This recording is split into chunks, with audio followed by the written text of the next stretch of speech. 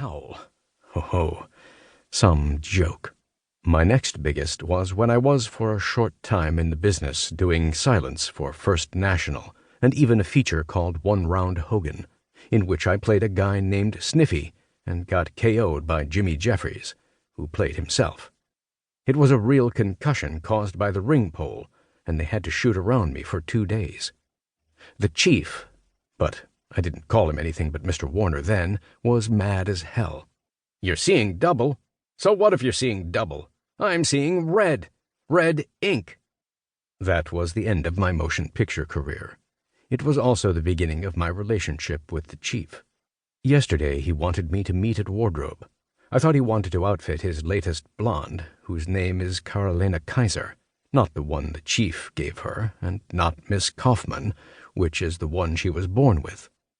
She's a beauty, all right, even though she hasn't got what you'd call an hourglass figure. Not much sand in the top. I can't help feeling sorry for her, being a refugee, and all of her family, I hear, or maybe only her father, was shot. I wouldn't mind getting that Hitler in the ring. He'd be KO number 4. Anyhow, when I got over to the wardrobe department, I was surprised to find out they weren't making a costume for the girl, but were putting the pins and the chalk on the chief. "Hello, Abdul," said this, no joke here, knockout. "Good afternoon, miss," I said, because I was embarrassed to call her by her first name, which is Carolina. I took the hand she held out to me, wondering for a second whether because she was from the continent of Europe I was supposed to bow down and kiss it. Instead, I said, "Is that the outfit they made for you? For when you test for Ilsa?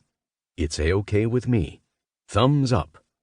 It was a nice dress with a zigzag pattern and little puffs at the sleeves. She laughed. "Oh, this is off the May Company rack. The fitting today is for Mr. Warner." Then, right on cue, from behind a curtain stepped the chief, dressed in what I found out was a U.S. Army Air Force uniform. He held up his arms and grinned, like a girl coming out of a cake, and his teeth were brighter than the brass buttons that ran up the front of his tunic. "Don't just stand there, dummy," he said, pointing at the silver oak leaves on his shoulders. "You better learn how to salute."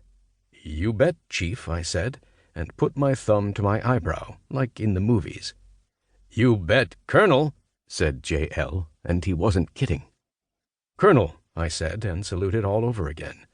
"Lieutenant Colonel, actually." Then Rido Loshak stepped through the curtain, I swear to God, with the points of pins in his mouth. "You too," said the chief, giving him a nod. And when a wardrobe girl came out with the chief's old suit over her arm, he said more or less to all of us, "What's the matter with you people? Don't you know there's a war on? Salute, goddammit! Salute!" 2. Gloria Palast. Goebbels, last day of April 1945, Berlin. Our last hope, Monka, arrived an hour ago with the latest reports.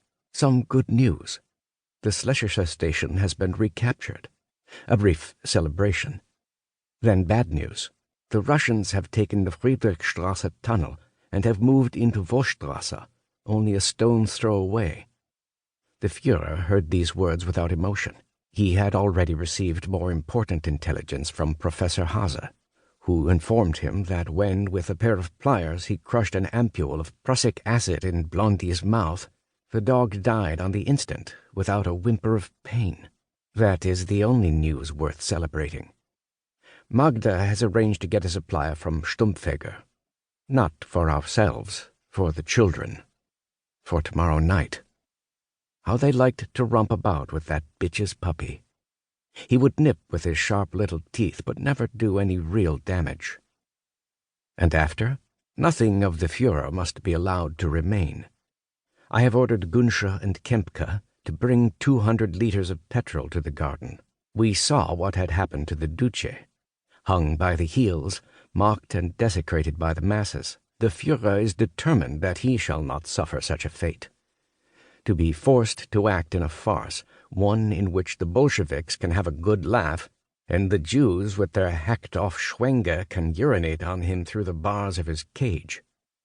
Linge has confirmed that a minimum of 180 liters has been secured.